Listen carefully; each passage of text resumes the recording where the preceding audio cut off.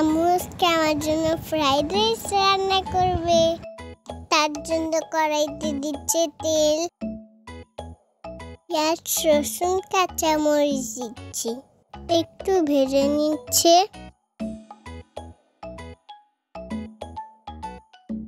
তারপর দিচ্ছে ক্যাপসিকাম, গাজর আর বরবটি ভেজে নিচ্ছে। তারপর দিয়ে দিল লবণ, দিয়ে দিচ্ছে সিদ্ধ করা রাইস, ভেজে নিচ্ছে কিছুক্ষণ। দিচ্ছে গোলমরিচ গুঁড়া, দিচ্ছে দিচ্ছে সয়া সস আর ফিশ সস, মিক্স করে দিচ্ছে।